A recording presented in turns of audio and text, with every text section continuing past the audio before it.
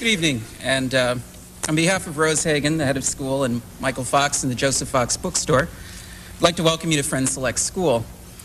This evening will include a reading by Stephen Levy from his new book, Crypto, followed by some questions from you, and after which you may have your book signed in the lobby. Tonight, we're extremely pleased to welcome Stephen Levy back to his hometown. Stephen is the author of 5 books, including Hackers, Artificial Life, The Unicorn Secret, about famous Philadelphia fugitive Ira Einhorn, and Insanely Great, The Life and Times of Macintosh. Stephen also has an insanely great list of publications to his credit, including, among others, New Jersey Monthly, Philadelphia Magazine, New York Magazine, Rolling Stone, and the New York Times Magazine. He is currently a columnist for Wired Magazine and senior editor and chief technology writer for Newsweek, which recently published an excerpt from Crypto. He also has a very interesting webpage, StephenLevy.com, that you may want to visit. Among other things, you can read about how he discovered the whereabouts of Albert Einstein's brain. I'm not going to tell you the story except to say that while Stephen now lives in Greenwich Village in New York, any doubt as to Stephen being a true Philadelphian is that he described Einstein's brain as looking like a Goldenberg's peanut chew. It's a great pleasure to introduce Stephen Levy.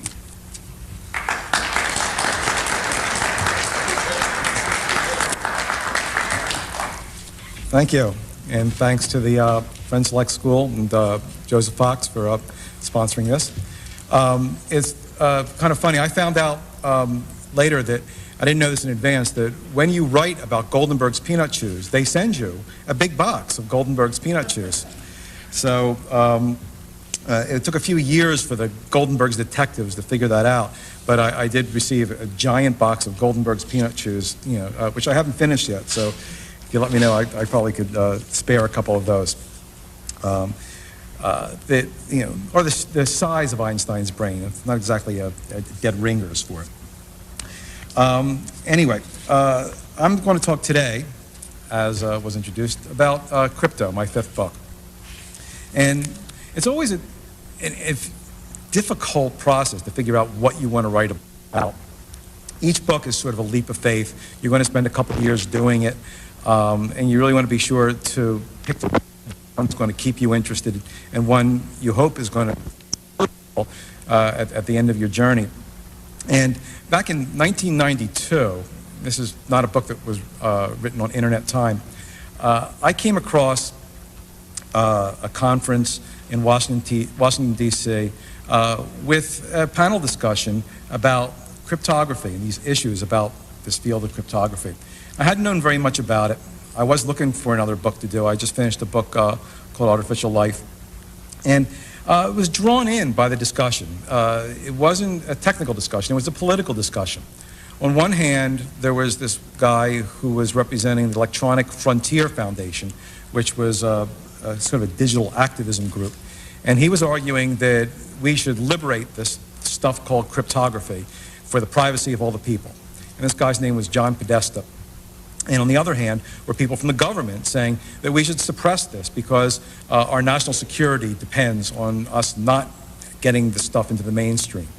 Now, this was 1992. In a few months, the fellow who was arguing that cryptography should be put into the mainstream joined the Clinton administration and quickly started arguing it from the government side. Podesta is actually now just left the office of Chief of Staff for President Clinton. But what drew me in that discussion was this clash. And you look for conflict in a story. That's always going to add something. And then as I looked into it more, and I learned about cryptography, which is the study of secret codes, the use of secret codes. And I got drawn in more and started to think about that as a possible book topic. Even so, it was a little soon for that because the subject of cryptography was sort of just bubbling up into the public discussion, into the mainstream. And I actually took off and wrote a different book about the Macintosh computer. That was the only project I ever did that I actually finished on time and kept to a schedule, and I actually did it start to finish in a year to coincide with the 10th anniversary of the Macintosh. And then it was 1994, and by then I was already into cryptography and decided to make that my next book. It had some other things that I learned going for it by then. One is that it had fascinating characters involved. And when I write a book, I try to write it through people, even though I do write about technology, which I think is the important story of our times. And also, I was convinced by then that this was a story not only of importance, but of lasting importance. When you write a book, you try to pick something, at least I do, that is not only going to be current the year it comes out, but hopefully for a while afterwards. And ideally, I like to write about a subject which is just getting off the ground, that I could tell the story for the first time, but maybe years from then, decades from then, people will wonder how this got started. So when I wrote a book about hackers, I hope I answer the question that people might be asking now, gee, how did the computer culture get started? And maybe that could turn to hackers. And maybe in the future, when we're all controlled by robots, people might say, well, how did that get started? And then they could create artificial life. So I felt that this had that. But I never really thought that the book I wrote would wind up starting off like this. Mary Fisher loathed Whitfield Diffie on sight. He was a type she knew all too well, an MIT brainiac whose arrogance was a smokescreen for a massive personality disorder. The year of the meeting was 1969, the location a hardware store near Central Square in Cambridge, Massachusetts. Over his shoulder he carried a length of wire, apparently destined for service as caging material for some sort of pet.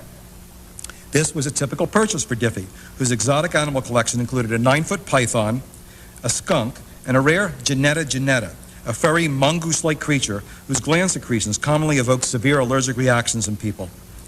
It lived on a diet of live rats, and at unpredictable moments would nip startled human admirers with needle-like fangs. An owner of such a creature would normally be of interest to Mary Fisher, an animal lover who at that very moment had a squirrel in her pocket. At home, she also had a skunk, as well as 2 dogs, a fox, a white-winged trumpeter bird, and 2 South American kinkajous. Diffie saw she was buying some cage clips and abruptly focused his attention on her.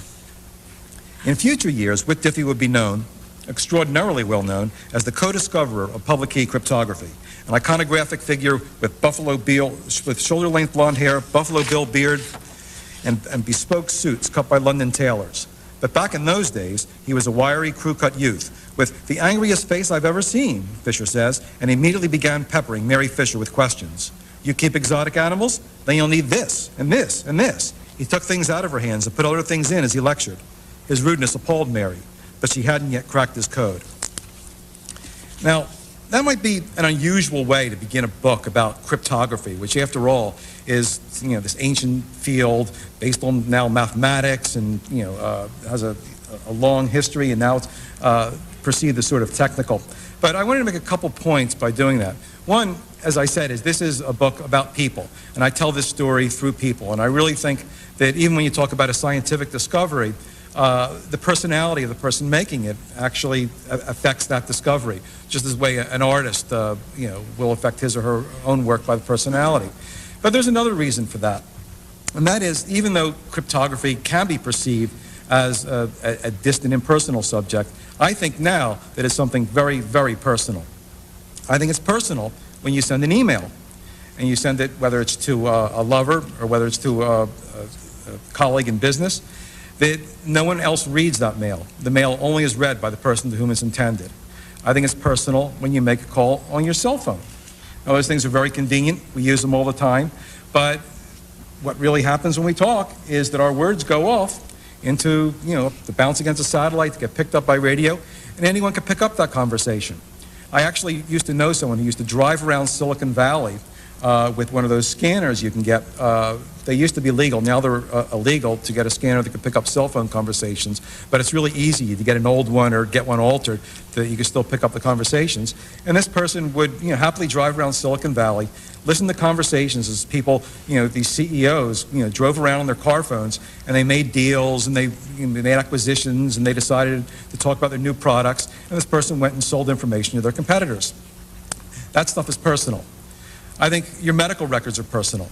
Right now, your medical records probably live in some file cabinet in a doctor's office, but increasingly they're getting digitized, they're being on electronic files, and they're finding themselves on hard disks. And they're moving around from your clinic to the hospital to the doctor's office.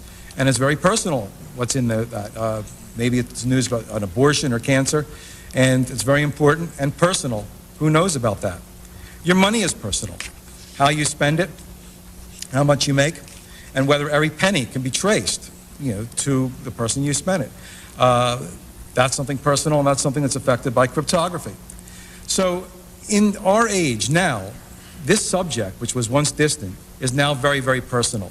And the book I wrote is about some people who figured this out about 30 years ago, that what was once distant, what was once the province of the government, of spies, of diplomats, of generals, was going to be important to all of us, was going to be personal. And they had to do two things. First, they had to figure out how to make this technology change in such a way that we all could use it to protect what was personal to us. And this was important to them. And the second is, after they did that, they had to figure out how to fight the government, which didn't want this technology used for all of us. Now, the keeper of this technology back then was this government agency, in the United States at least, called the National Security Agency. And this agency really was the epitome of secrecy. It was founded by a top secret order in 1952 by President Truman. And it was years before the name of this agency, the National Security Agency, appeared in the newspapers or even was uttered in Congress. And they had a virtual monopoly on all information about cryptography. Their mission, we know now, was to both make codes for the United States and break the codes of other countries and just gather all sorts of intelligence all over the world and basically snoop all over the world to gather information which they present in these briefing books to the highest people in government, the president and national security advisor and people like that. And they were very protective of this information. The head of the NSA, who eventually did wind up testifying in Congress in more recent years, appeared a few years ago. I went to a session, a committee session, where I heard him speak, and he said something which sort of justified, I guess, or became justification for why things were so important, why they had to be kept so secret. And he said that, he used a story from World War II. They really don't tell recent stories. They have to go back because the recent stories, of course, are secret. And he said back in World War II, as we all know now, we had a lot of success breaking codes of the Germans and the Japanese. And a newspaper reporter in 1942 found out that we were doing a really great job of breaking a certain Japanese code, and he wrote an article about it. Well, the Japanese got hold of this article, and they changed their codes. And according to Mike McConnell, who was then the head of the NSA, testifying in Congress, thousands of lives were lost in the Solomon Islands because this newspaper reporter wrote a story and the Japanese changed their codes. That was why we couldn't let any information out about this cryptography. So when Whit Diffie, the person in the hardware store who you just met, looked over the horizon and saw that these digital networks and computers were going to be used. I don't know if he envisioned cell phones, but he knew that this was going to be important to privacy and started thinking about the problem. He ran up smack against this embargo, this monopoly, and tried desperately to find more information about it. And he began this amazing odyssey, crisscrossing the country, trying to find anyone who could give him information about cryptography as it was done in sophisticated fashion, anyone who could tell him anything, point him to a document, and he would literally go and talk to people and often find that they couldn't talk to him at all because they'd signed a secrecy agreement with the National Security Agency. If you were a mathematician and you were doing really interesting work that related to cryptography, the NSA might find out about you, and then they'd ask you to sign something saying, well, we'll let you in, we'll give you more information about this, but in exchange, you can't publish any information. You have to keep your discoveries within this closed community. And people did that, and if they didn't, the NSA had the power to declare their work secret or declare a patent a secret, and no one could find out about it. There's cases where patents were declared secret, and even their inventors couldn't get hold of the patents. So this is what Diffie was up against. And this is how he and maybe a couple other people who were wandering in isolation at that point started to find more information about cryptography and just tried to pry it piece by piece out so they could try to build these tools that we were all going to need. Now, things are different today, and in part because of Whit Diffie, and I'll tell you in a second what he did to change that. But I just want to just talk a bit about how different things are now, in part because of Whit. A couple things that happened to me in the last year really made that clear. One of the things that Whit did find out was there was a book written in 1967 that Whit did have an opportunity to read called The Code Breakers.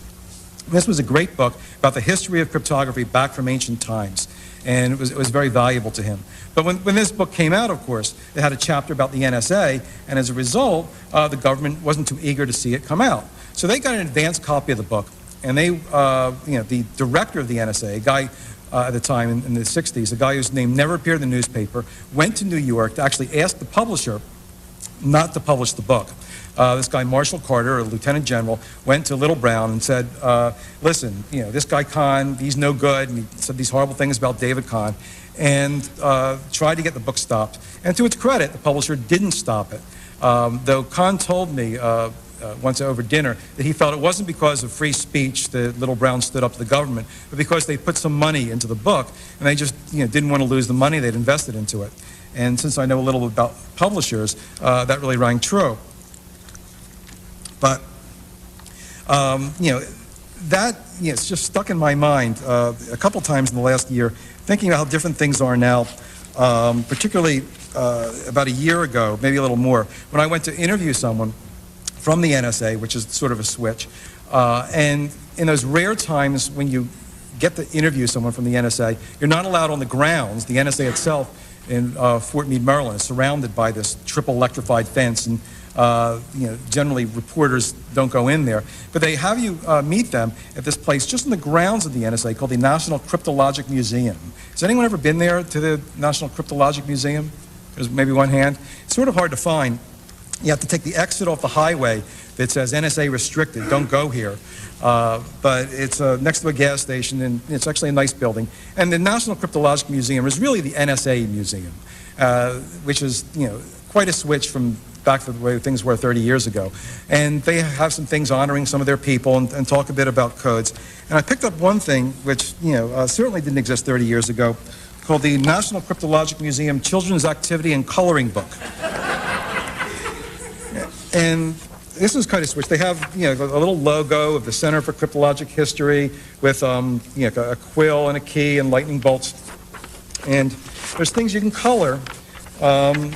Here's someone doing signals intelligence, sitting there picking up signals. And then they have something about the Enigma machine, which was the German code which we broke during World War II. Now, at the time when Diffie began his quest, all information about the Enigma machine was still secret from World War II. But here we are now asking our kids to decode the Enigma machine. That's kind of cool.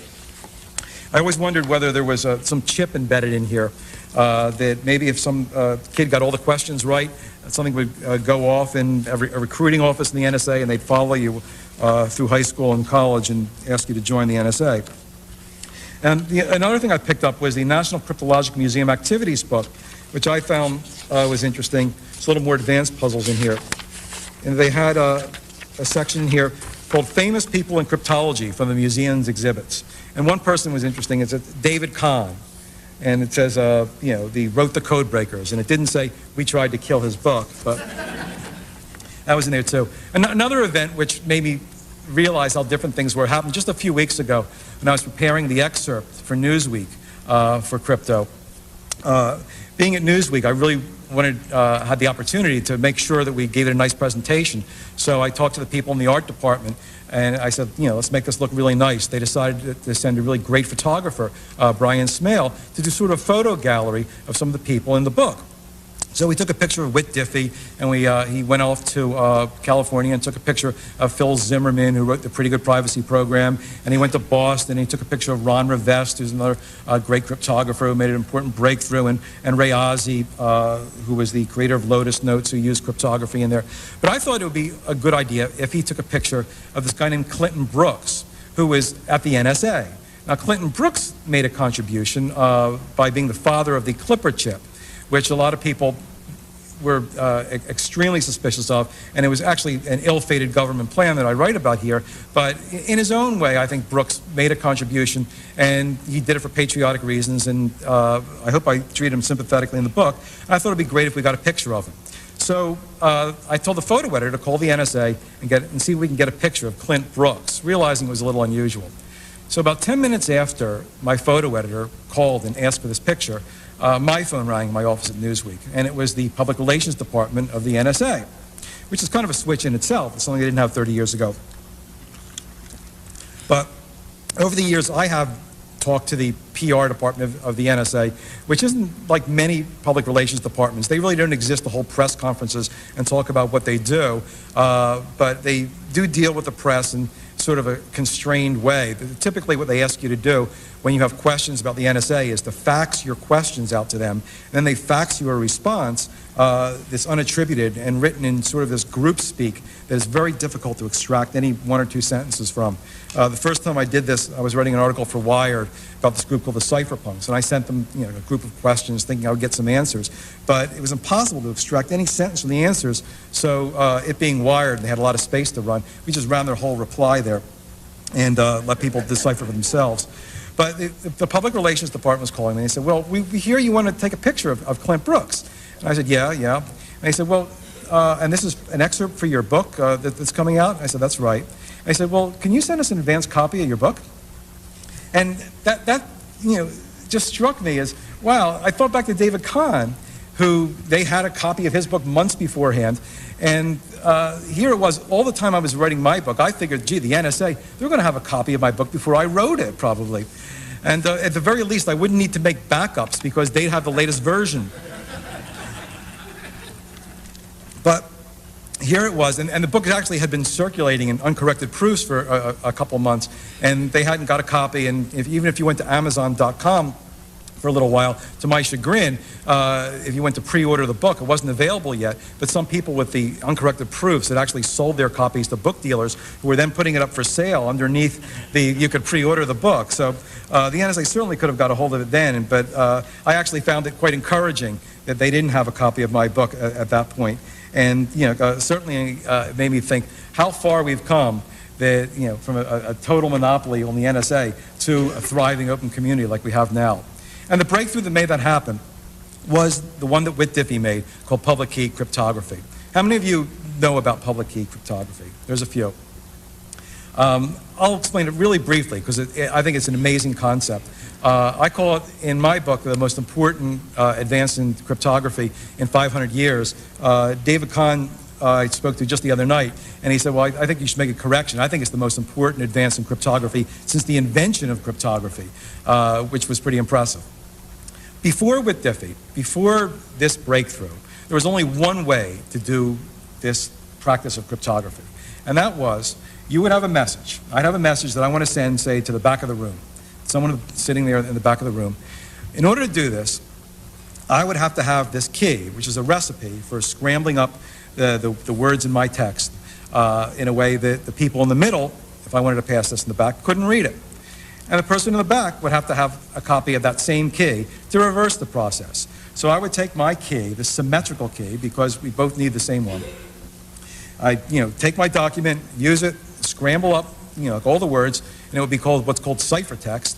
And I'd pass it to you, and you'd try to read it. You couldn't read it because it's in this jumble.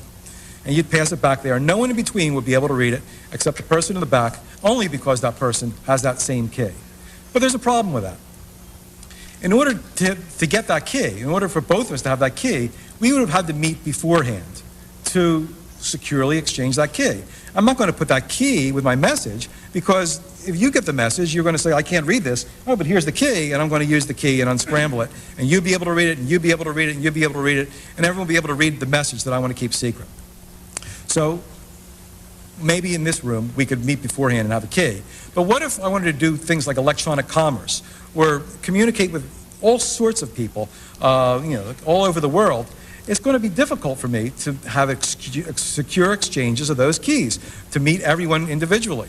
And if I wanted to buy something from a place like Amazon.com or BarnesandNoble.com, I'd have to go there, and we have to go into a room and shake hands and exchange a key. It just wasn't going to work. In order to have cryptography work on a massive scale and to do e-commerce and things like that, we needed a way where everyone could communicate securely with everyone else, even if you haven't met them beforehand. So what Whit Diffie, and he was working by then with a guy named Marty Hellman at Stanford University, in thinking about this, had this breakthrough which changed everything. He split this key, this single key that you used to use to scramble a message or scramble a single conversation. He split it into two parts. And maybe his naivete and the fact that he didn't have access to the good stuff in Fort Meade behind that triple fence led him to ask questions that normally wouldn't be asked, or try things that wouldn't be tried.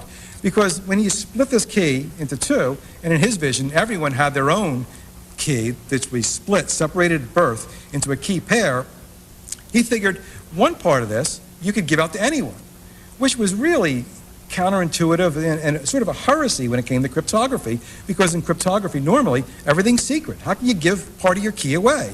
But he figured out how mathematically that could be done.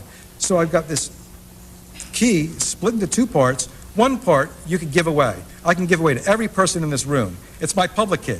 I could publish it in a book. I could put it on the internet. I could, give it to an agency which is going to securely hold this. I could, put it on my forehead, publish it. Anyone could see it. It's not going to compromise the security one iota. The other part of the key, however, this is my private key, and I'm going to keep this and until you could pry my cold dead fingers from it, and it's not going anywhere because it's my private key. I'm the only one in the world that has this half of this key. So if someone wants to send a message to me, I give my public key to everyone. Everyone has it. So then everyone with that public key can use that public key and use it in a mathematical function. It's a recipe for scrambling, to scramble a message, and once it's that voodoo is done with that public key, only one person in the world can read it. And that's the person holding the other half of that key, the private key. That's me. So I give my public key to everyone. You could all scramble a message. I'm the only one that could read the message with this private key. And this enabled e-commerce. It enabled everything because the public keys can go everywhere and everyone could communicate with everyone else securely. It also had another benefit. Here's my private key. Only I have this. So I could use this as sort of a seal, sort of a stamp. When I perform a mathematical function with this part of the key, the private key, that's almost like a signature. And it's actually more secure than a written signature that people can look at and forge. I put my private key on this and do the mathematical function. That's mine. Only I can produce this. And anyone of you can verify it by using, of course, that public key, which I've given out to everyone, which everyone can get access to, and doing sort of a litmus test to see, did he really produce this? Let's use this public key. If it gets unscrambled, that's it. It really was him. So now you can see that through this breakthrough of Diffie and Hellman's, we could begin to have commerce. You could sign contracts online doing this. And other things got built on top of that. And it was really fascinating the way that happened because Diffie and Hellman published their paper.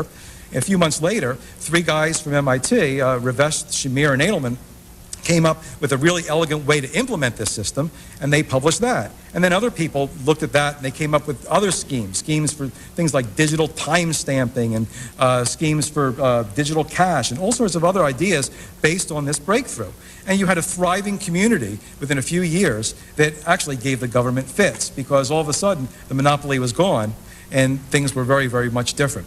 And that's the struggle that I really write about in crypto. What happened after this community, started coming up with ideas, and then companies started coming up to exploit these ideas, and all of a sudden the government was faced with a paradigm shift, with something quite different. They had to face the idea that people were going to communicate securely, and what could they do to stop it?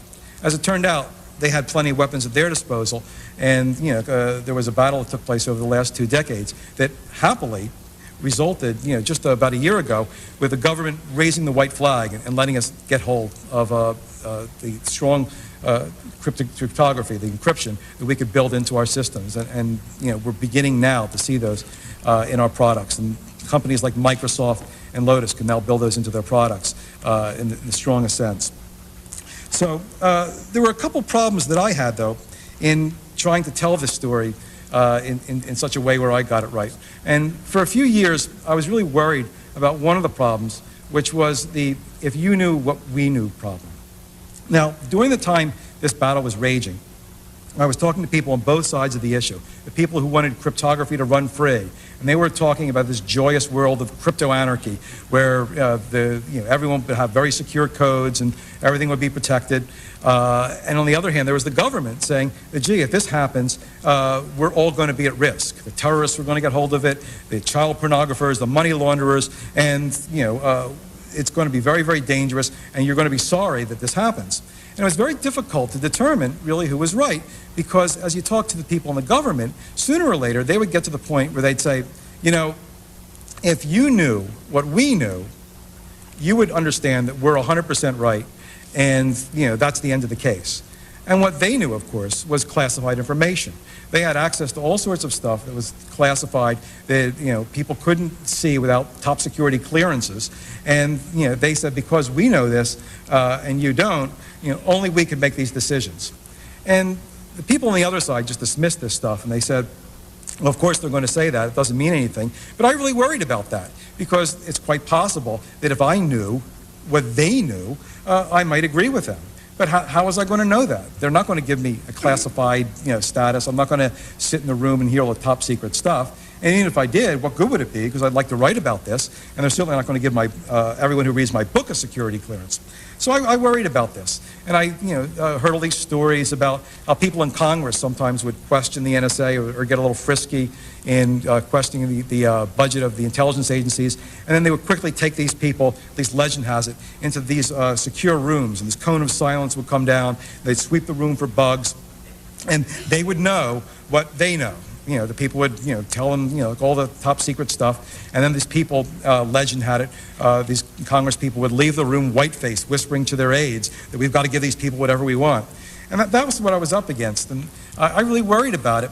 And I had a great burden lifted from me a couple of years ago when this group called the National Research Council, which is the research arm of Congress, attempted a study of cryptography policy. So they gathered this blue ribbon panel. These panels always get blue ribbons, right? And it consisted of people from the intelligence agencies, but also critics of cryptography policy, and some people who were in the middle, and they were given clearances themselves. They got to see the good stuff. They got to know what they knew. And they listened to it, and they, you know, got all these top secret briefings from people overseas and everything, and they made a very interesting conclusion. They figured out that, and they published this in their, the book that they came out afterwards, that they said, well, we've heard this stuff, we know what they know, and it's very impressive stuff, but guess what? You don't need to know what they know in order to make your decisions about this issue. In other words, forget it. Yeah, it's important stuff, but the stuff that's out in the public, the stuff that you know, is enough to make a decision. So that was, you know, a great relief to me, that I can go ahead and make my conclusions about the way things should shake out. And the conclusion that I came was that we need this stuff. And I think the government actually came around to this idea in the past few years, as people started talking about how, you know, disasters could happen not just because, you know, bad guys use cryptography, but because the rest of us didn't have cryptography. Our own systems. The United States is a very vulnerable country in terms of you know, digital attacks, because we're the country that's most dependent on digital networks. So by not using cryptography to secure these networks, we're putting ourselves at risk. And we started hearing people talk about digital Pearl Harbors and things like that. And I think that was a big factor why the government eventually did raise the white flag. One final thing before I throw the thing open to questions was another issue that came up that always comes up when you talk about cryptography. And that's the issue of paranoia. Paranoia just seems wed to cryptography. Maybe when you make codes, you have to, if you're not a paranoid yourself, you sort of have to get into a paranoid mindset. Because part of making a really good code, a strong code, is imagining how people can attack it, every which way. Because the slightest subtle flaw in your crypto system might lead to someone finding out how to break that system. So you have to envision all sorts of ways that people could attack it and stay up at night and be paranoid about it in order to anticipate what might happen to it. And this was sort of a challenge, because if people had that mind frame, had that mindset of a paranoid, it might be difficult to sit and talk to those people and get them to share their secrets with you. And that's what a reporter does. He goes off and asks people to share their secrets. A couple times I found this quite challenging. There was one guy in particular, a guy named David Chaum, who really is one of the heroes in my book. He's a brilliant cryptographer who specializes in the cryptography of anonymity. He's very concerned about privacy, and he thought of some really brilliant mathematical protocols to come up with ways to protect, your identity and use, cryptographically secure methods in order to do that. And he started a company that was going to do anonymous digital cash. Chalmers is known as the father of digital cash. He came up with an idea of a way to transform the money in your wallet to strings of bits in such a way that you can't counterfeit it. But he was very concerned about the prospect that the governments might adopt this form of money, but be able to trace every penny you spend, which for a lot of us isn't that great a prospect. So we started this company called DigiCash out in Amsterdam, where he moved some years ago, and he was devoted to this idea of anonymous digital cash. But a lot of people felt that David was overly protective of his idea and that he was blocking the adoption of digital cash in general because he was so wed to the idea that it had to be anonymous. And David heard this talk and he wasn't very happy. So this was the background for my interview with David. So I went out to Amsterdam to talk to David and learn about DigiCash. And I went out to his company and he showed me the company and met all the people there. And then we were going to spend the next day talking.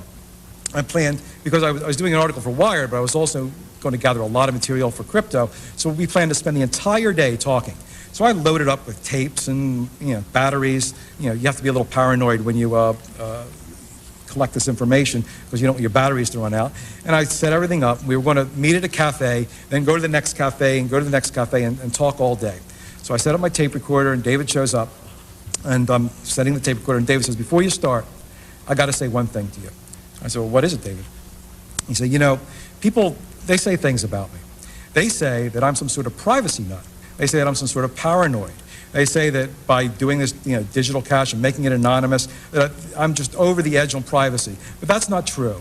I'm just a businessman. I want to give people the choice. If they want anonymous digital cash, that's fine. If they want digital cash that isn't anonymous, that's okay too. I just wanted to make a choice. So these people, my enemies, they say these things about me. It's not true. I'm not a privacy nut. I'm not a paranoid. I'm going, yes, yes, yes, yes. Fine, fine, fine. Can we start? Okay. So we start. We turn on the tape recorder. I say, David, okay, let's just start from the very beginning. Where were you born? Where'd you grow up? He said, oh, I can't tell you that kind of information. But paranoia actually fits it in a broader sense in this topic. Because we don't yet have the means we need for total privacy over the internet. The government's just relaxed, its regulations, and the email we use now isn't routinely protected. You talk on the cell, you can't be sure that someone isn't listening. We have to be paranoid about the way we use information in this age. And I really hope over the next few years we'll have to be less paranoid as this stuff does get built in, if indeed it does, into our systems and we are protected. In any case, that's the battle that is the center of crypto. The battle over whether we have to be paranoid to get the fruits of this great digital revolution that I wrote about not only in crypto but in my other books. And anyway, it was a privilege to write about it, and I just had a great time and hope that you'll all enjoy the book that came out of this. Thanks a lot, and I'll take questions.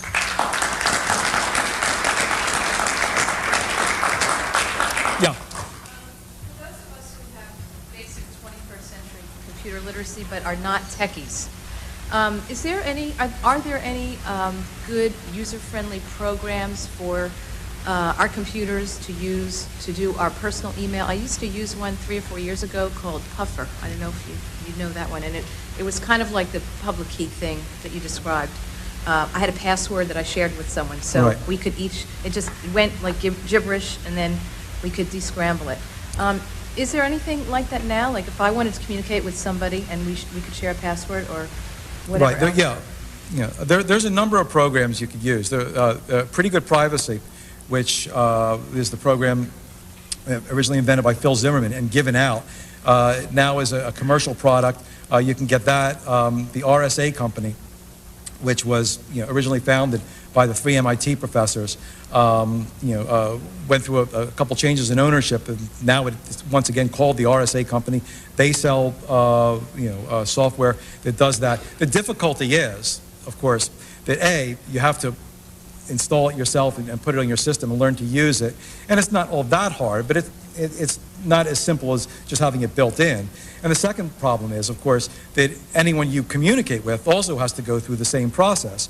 So if you use one of these programs, you can only communicate securely with someone who has the same program on the other end.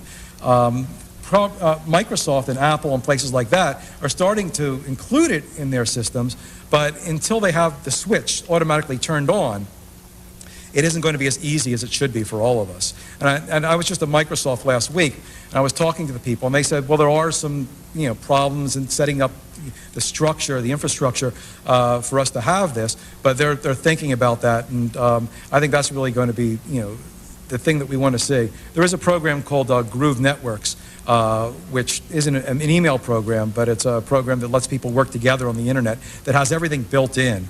And that's the first of the programs that I think are going to be the model for what we want in the future. As easy as, say, sending digital pictures to each other? About how far away are we from having it be just routine? I think in 3 or 4 years, there's something wrong if we don't have it, which doesn't mean that we will have it, because in a lot of cases in technology, there's something wrong. But I would expect us to have it in a few years, 3 or 4 years.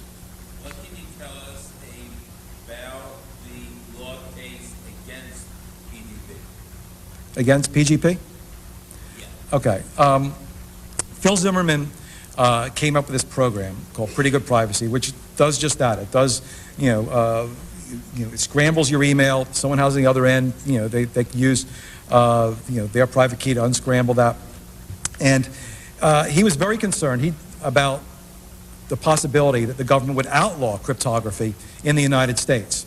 And at that point, there was some legislation, some language in an amendment in the Senate that was considering that. So he decided that instead of putting it out as shareware, that people would give him money for the program, he'd give it out free. And he gave it out free, and this other guy, a friend of his, decided that he had to spread it on the internet all over the world. So he spent a day going, using a payphone for some reason, even though there was no reason he had to use a payphone. But he went all over the highway in California, going from one payphone to another, uploading versions of it on the internet. And within a couple days, people all over the world had it. Well, when the government found out, the U.S. government found out about this, they weren't too happy because they felt that violated their export laws, and they started an investigation where Phil Zimmerman and this other guy were targets of the investigation, which is what you're referring to. After a few years of investigation, and years during which Phil had to spend a lot of money on legal representation and had to sweat it out pretty hard, they finally did drop their case against him. And about a year ago, Phil very joyously, in a public setting, put PGP up on the internet and sent it overseas, and everyone raised the glass and celebrated. Yeah. Yes, a two-part question. How do you benefit personally from using cryptography, and how secure do you really think it is, given the head start the NSA had on working on the technology? Okay. Personally, I don't use it. I don't use it for email. I don't use it for email because I email to a lot of people, and most of those people don't have it. During the course of writing crypto, I did get PGP, and sometimes people would ask to communicate with me with PGP. And to be honest, nothing I did I felt was so secret that I would be brought down if the government or anyone else overheard what I did, but I had to learn PGP in order to do that. But I do miss not having it built into my systems. I really want it built into my system. I'm happy when I use a web browser and I send my credit card numbers and it flashes into what's called secure mode. And that means the crypto switch is turned on. And from then on, every information you put into your browser that gets sent off is secure. And then when you stop sending the information, it says, okay, you're leaving secure mode. And I ask myself, why leave? Why not be there forever? The second question is one that I think is impossible to answer. I think essentially you're asking, gee, the NSA is so sophisticated, how do we know they can't break all the codes that are used commercially? And the answer is, we don't know they can't break it. And there's a good chance that some of the stuff they can break. Now, mathematically, these codes are very, very strong. The mathematics of it bear out, and the only way one would think you could attack these codes is by what's known as a brute force attack. meaning trying every different key combination until you get the right one. But in practice, the way these things are implemented, sometimes there's mistakes. Sometimes, there's, ways that the actual chips on your computers, like might affect, the way these codes work, and the NSA could figure that out and exploit it. So it's quite possible that there are some very sophisticated ways to break some of these codes, and the NSA may well know about this, though I haven't seen any press releases yet saying that they could break any of the programs. Yeah. Questions. The first is, what do you see developing in the public policy arena in legislation about giving trust to the key granting authorities? Because you talk about cryptography as being so wonderful, but if Microsoft is going to be the key granting authority of my public and private keys, I personally am not going to trust them a whole lot. And there seems to be quite a bit of debate about what the legal requirement should be for a key granting authority. And the second is related to how vulnerable are these encryption systems. And it seems that every couple of months now we hear about a contest to hack a popular encryption scheme, and they seem to fall pretty fast. I mean, the DECSS, although they obviously didn't want that cracked, and now there's SDMI has been asking people to try and hack them, and it seems to fall pretty quickly. So, I mean, really, how much of a danger is the hacking? I mean, you said it's not clear, but it seems if it's falling already, we seem to have a problem that's not being discussed enough. Okay, I'll answer your second question first. I think those contests are great. I think the idea that these systems are being, published and, open for challenge is the best way to get security. The only way you're really going to know that a system is secure, or the closest you're going to come to knowing a system is secure, is knowing that the best people in the world have tried to attack it and haven't attacked it. Now, since the NSA, who's probably certainly among the best people in the world, aren't going to tell us whether they can break it, we have to rely on people not connected with the government to, tell us whether these systems are strong or not. Now, presumably, any reputable company which comes out with a crypto system is going to test it internally, but you also want them to make it available, for others to try to bang their heads against it and try to break it in every way, so then we can find out. If hundreds of people who are really knowledgeable or great cryptanalysis can't break a code, then we can be fairly secure that some high school kid down the corner can't break it. You can't ask really for more than that, because every time you adopt a crypto system, you're entering a relationship of trust with that, and you don't have 100% guarantee that no one's going to break it, but certainly it's better than using nothing. So I'm very happy that places do open their systems up for challenge, and the corollary of that is if your system's broken, then change it. The problem with the DVD crack is, and this is the system by which our DVDs that we watch movies on, they're encoded so we can't copy them and give them to each other for free. They're encrypted, and presumably that encryption protects them. But some 15-year-old kid in Sweden broke that system, which makes you wonder how great the system was to begin with. And the response of the movie industries was to say, instead of switching our code, because we have a lot invested in it, we're going to make it illegal for people to share information about that code, which itself is a questionable legality, and that's being challenged in court there. Your other question is a little more complicated. I simplified things when I talked about how easy it is, just to give out a public key and everyone can use it. The difficulty with that is, I give out my public key to everyone. Maybe, I'll give it out. You could see that I'm giving out the public key. You could be sure about that. But when you take that public key, I give them in this room to someone else. That person can't be sure, depending on how much he trusts you, how much, whether that public key really is from me. So, in order to have a totally secure means of distributing these keys, you have to have some place at least where you could be sure that my public key really is my public key. So you have to set up these authorities, to make sure that are secure and that are certified to distribute these keys. So you can go to some place and say, gee, I have Stephen Levy's like a mail here. I want to test his signature. How can I get his public key in such a way that I really know this is his?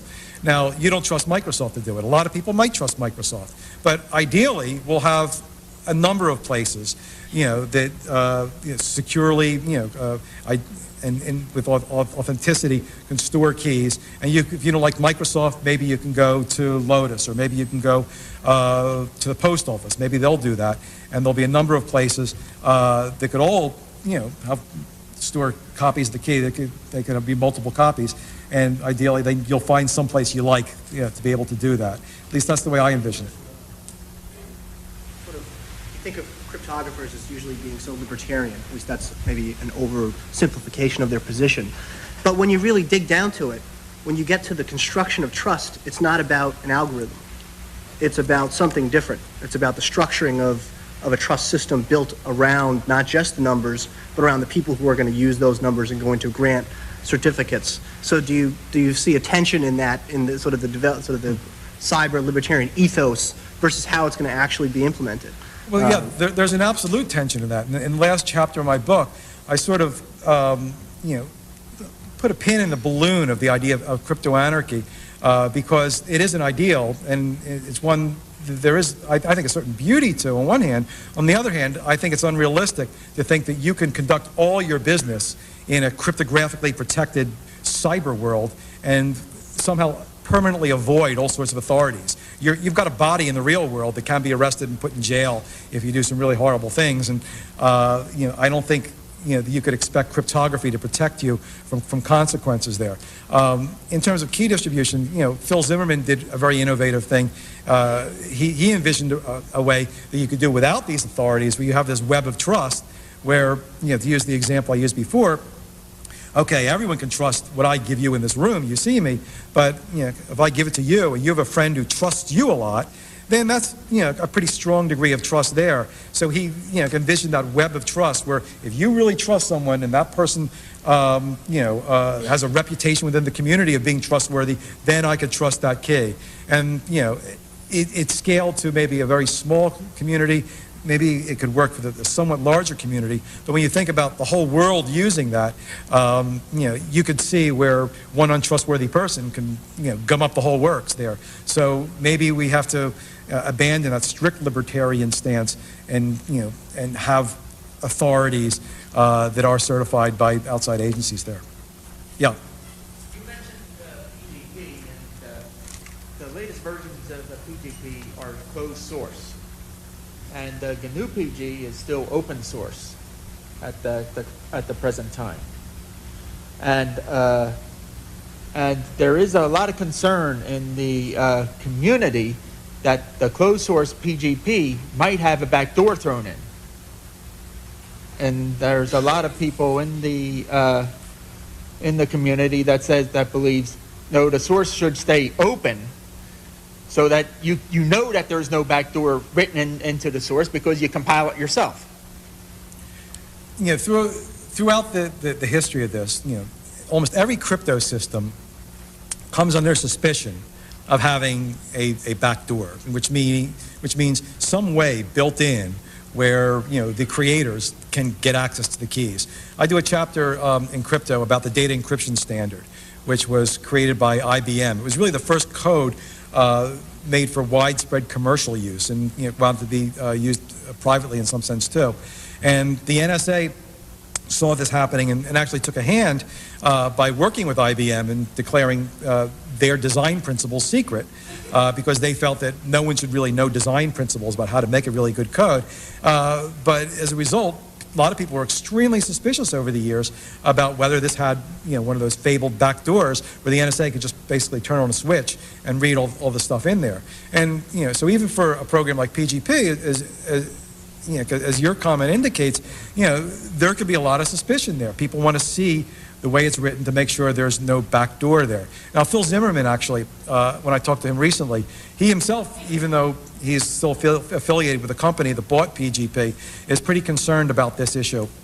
And he's trying to figure out what he's going to do because he wants to stand behind his code and be on the side of his fans, the people who supported PGP when it was, just a rebel product. Now, I think folks like you will have to make your decision if you can't get hold of the source code, whether you want to make that decision of trust or see if someone else comes up with a system that does remain open. I think realistically, we're going to have to wind up settling on some sort of standard where all of us can communicate with everyone else in a way that preserves our privacy. And it would be great if that system were open and we could check that out. But, you know, if it's Microsoft who does it, we know that they're not inclined to open up their source code and let us all look at it. So people who are ultra careful and don't want to invest a lot of trust in those programs might have to go elsewhere, which would be a shame because then they can't communicate with everyone else. Yeah.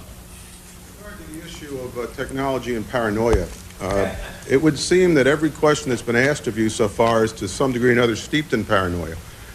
And what I'm wondering is, putting the technological community to one side, because obviously your book is based on interviews in the technological community. Most of the people here are involved to some extent or another in the technological community. For the public at large, it would seem to me that the more technological we become, the less paranoid people are. When people were told initially that their cell phones could be picked up all over the place, people didn't stop using their cell phones. Cell phone use increased. When people were told that their email might be subject to review by somebody else, people didn't stop using email. Email use increased. People were told about questions about secure or unsecure sites with regard to credit card numbers. The e-commerce took off. I mean, it just seems to me, and maybe it's an oversimplification, I'm wondering what your response would be, that to the public at large, these issues are not really as important, and maybe the public at large is not as paranoid as a technological community might be. That might be out of ignorance.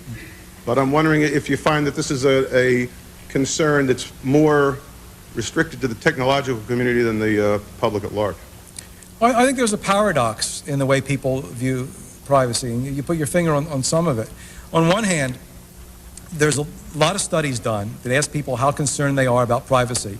And in every one of these studies, a very high percentage of people say they're very concerned about privacy. And then, as you indicate, people will behave in a different way. They'll talk on cell phones. They're not only insecure where the signals go, but they'll be in a room full of people and say very private things from their end of the conversation and let people overhear. People will say my privacy is important on the internet, and then if someone offers them a chance to win a yo-yo on a website, they'll fill out their personal information and send it off, even though they don't know what's going to happen to that personal information. I think the answer's got to be, why not give the people what they want when they fill out those surveys? Because it seems to me that universally people are faced with a choice of two programs. One is, this is an email program that gives you privacy, and the other is, same exact program except no privacy. You're going to pick the one with privacy. That way, when Scott McNeely, who's the head of Sun, says, you have no privacy, get over it, you could say, well, I choose privacy. I have an opportunity to choose privacy. The fact is, it's difficult to, no matter how paranoid we are, to live our lives in such a way to protect that privacy, especially with all the advances we have in technology, that every single one of them compromises our privacy. We want to get the advantage of that, so that's more important to us than giving up our privacy on an incremental basis. And, by and large, like the communications I make when I wrote the book, any given message isn't going to, really, ruin my life. But if you ask me whether I prefer to have privacy, the answer is yes, and I think most people are the same way. Passage of the income tax laws in the beginning of the 20th century, people were concerned that they were going to give up a tremendous amount of their privacy by giving all this personal information to the government. And as time went on, and people began to realize, there's 200 and some million of us out there. They don't care. I can write whatever I want, and I can say whatever I want. The odds of them catching me are remote, unless what I'm saying or what I'm doing is somehow detrimental to the government's welfare. But I can download pornography, and I can go buy some junk, and I can say what I want to say. And if somebody finds out about it, I really don't care. And I'm not saying that that's prevalent, but I'm saying that it seems to me that the longer that you are exposed, or the longer the public is exposed to this concern with the limited attention span that all of us seem to have, the less concerned we are about it, because it becomes a fact of life. Like you said, I'm not saying anything which is any big deal. I don't care if people know it or not. Right, but on the other hand, there have been cases in our recent past where these compromises in privacy were devastating to people. Times where the government did violate our laws in gathering information about people, and I think there's no guarantee that that won't happen again, even though I was assured endless times by people in the FBI and the NSA that that's from our distant past, that's not going to happen again. But I don't think that past is all that distant, and I don't see any guarantee that that won't happen again. And I think if the government were inclined to engage in that kind of activity, it would be nice if people had a way to protect themselves. Yeah. You spend a good deal of time in your book talking about the Clinton administration, and you noted that 8 years ago, as a new administration, they were very susceptible to the NSA scare tactics. Since we just brought in a new administration, what are your thoughts on this happening again, or is the genie out of the bottle? Are we going to go backwards? What are your thoughts on the next administration? Right. Yeah, you're right. It was a shock to a lot of people when the Clinton administration, very quickly, it was one of the first things they did when they took office in 1993, got behind this Clipper chip and really sided with the FBI and the intelligence agencies on this. People in the Clinton administration told me, and this is sort of instructive now, the new administration is coming in, that, gee, the people in power, in these agencies, the permanent government, as it were, gave us these choices. On one hand, they said, well, I guess you could ban all cryptography, and that didn't sound too great to the Clinton people because they'd have to search everyone's hard disks, and that probably would cause some ill will. On the other hand, they said, well, you could let everything, cryptography run free, and then we have all these terrorist acts and things like that. And that didn't sound very great to them. So they said, well, there's this way in the middle, this key escrow idea, and that's all ready to go. Why don't you sign off on that? And they said, well, that's great. That's in the middle. We'll do that. And a few years after they signed on to that, someone from the White House told me that he was, thinking about historical precedent and said it was a lot like the Bay of Pigs when Kennedy came in, that they said that you could do a full-scale invasion of Cuba, or you could do nothing about Cuba, or you could do this thing in the middle, this little idea we have with the Bay of Pigs, and that sounded good to them. So there may well be something similar now. I think by inclination, and I've heard Bush and talked to some of the technical advisors that seem to be in favor of this administration, that they're not inclined to roll back the government concessions that have been made in the past couple of years, on one hand. On the other hand, I think there is a danger that, for the day that might come, and I think it probably will come, where a horrible act is committed and the government couldn't find out about the act because the perpetrators used encryption, and they couldn't hear the messages, they couldn't hear the conversations, read the messages, and because of that, they might say, whether it's true or not, that we couldn't stop this, where we otherwise could have stopped it. And I think at that moment, you'll see, Louis Freeh, if he's still the head of the FBI, march down to Congress and do as he's promised, to say, we've got to stop this now, this is a danger. And I think that's going to be the test. If there ever is going to be a rollback, it's going to be when that time happens. And I have to say that I think there's a good chance that at some point down the line, particularly if we have this stuff built into our systems, something like that will happen, and it'll be interesting to see if we stand up and say, this was a trade-off that we anticipated. In exchange for all our privacies, we've given up something, and that's a consequence of that. Okay, one more, just back there. No, there's another person who hadn't asked the question back there.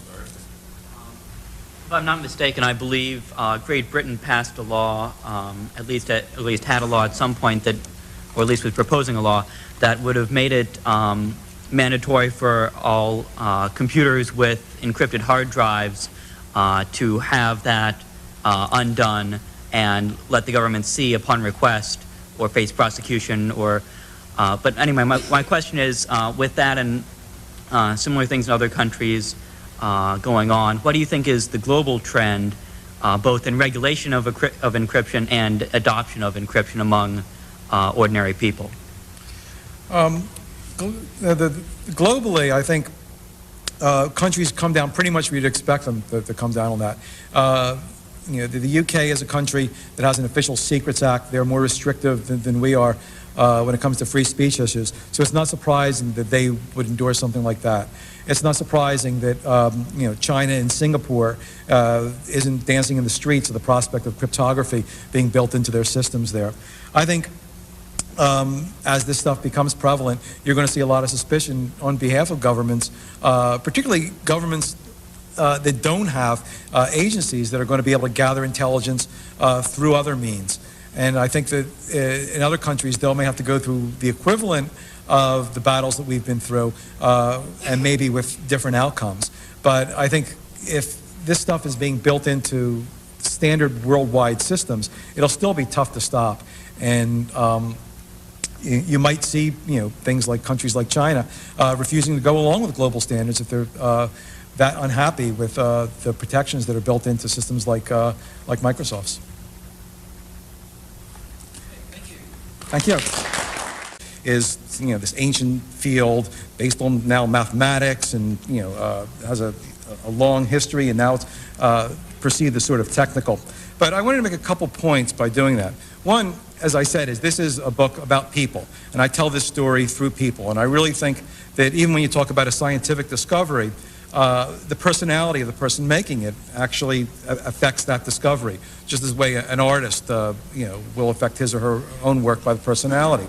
But there's another reason for that, and that is, even though cryptography can be perceived as a distant, impersonal subject, I think now that it's something very, very personal. I think it's personal when you send an email, and you send it, whether it's to a lover or whether it's to a colleague in business, that no one else reads that mail. The mail only is read by the person to whom it's intended. I think it's personal when you make a call on your cell phone. Now, those things are very convenient. We use them all the time. But what really happens when we talk is that our words go off into, to bounce against a satellite, to get picked up by radio, and anyone can pick up that conversation. I actually used to know someone who used to drive around Silicon Valley with one of those scanners you can get. They used to be legal. Now they're illegal to get a scanner that can pick up cell phone conversations. But it's really easy to get an old one or get one altered that you can still pick up the conversations. And this person would happily drive around Silicon Valley, listen to conversations as people, these CEOs, drove around on their car phones, and they made deals, and they made acquisitions, and they decided to talk about their new products. And this person went and sold information to their competitors. That stuff is personal. I think your medical records are personal. Right now, your medical records probably live in some file cabinet in a doctor's office, but increasingly they're getting digitized, they're being on electronic files, and they're finding themselves on hard disks, and they're moving around. They create artificial life. So I felt that this had that. But I never really thought that the book I wrote would wind up starting off like this. Mary Fisher loathed Whitfield Diffie on sight. He was a type she knew all too well, an MIT brainiac whose arrogance was a smokescreen for a massive personality disorder.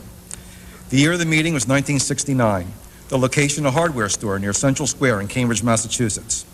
Over his shoulder he carried a length of wire, apparently destined for service as caging material for some sort of pet.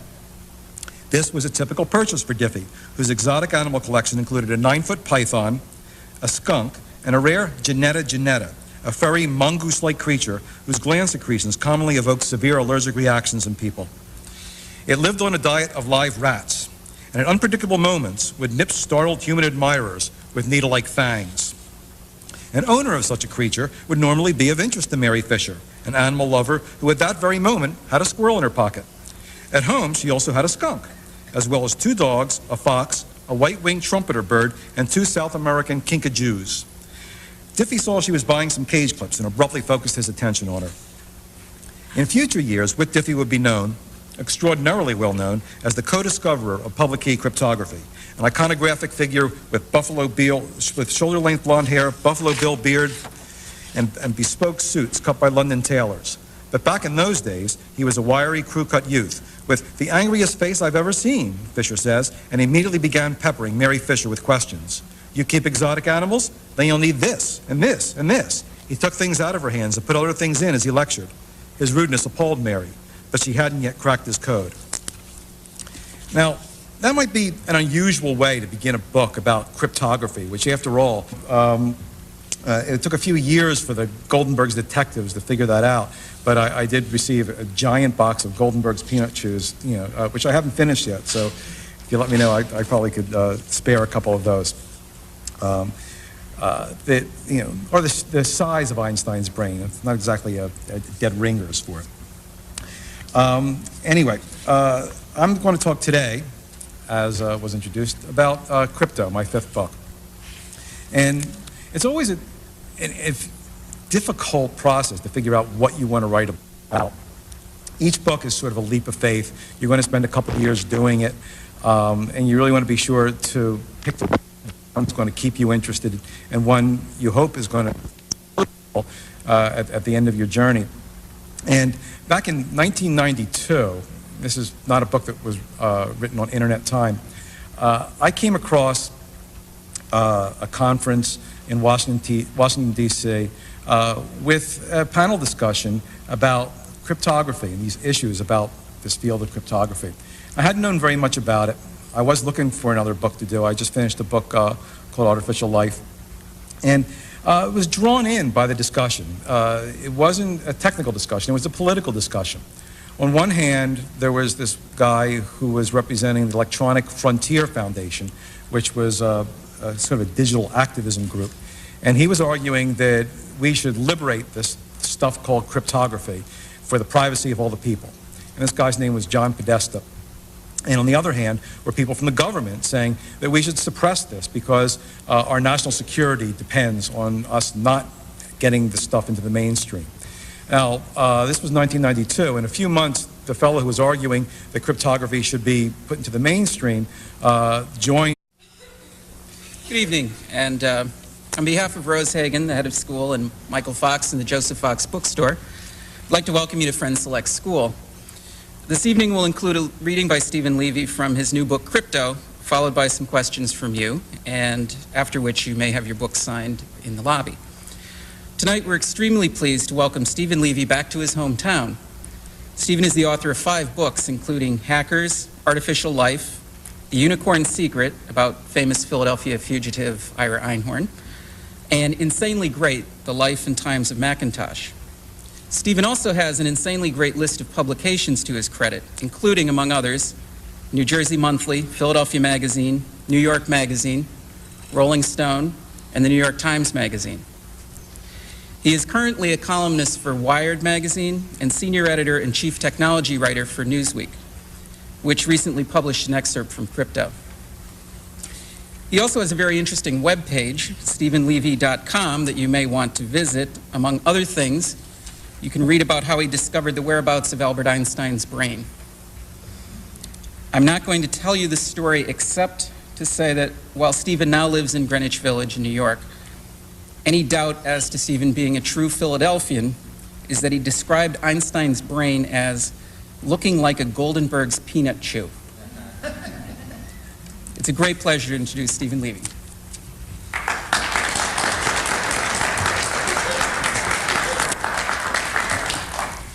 Thank you, and thanks to the Friends Select School and Joseph Fox for sponsoring this.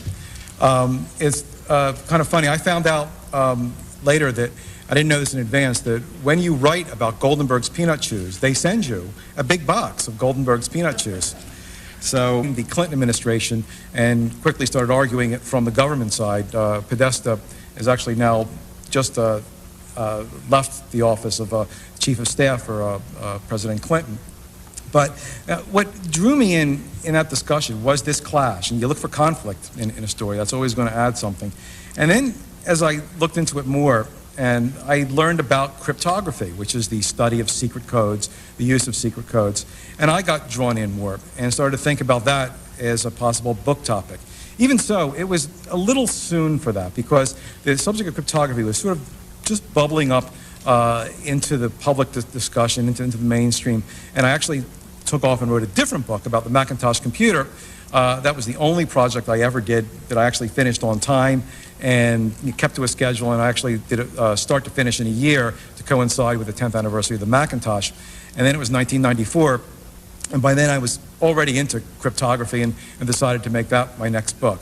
It had some other things that I learned going for it by then. One is that it had fascinating characters involved, and when I write a book, I try to write it through people, even though I do write about technology, which I think is the important story of our times.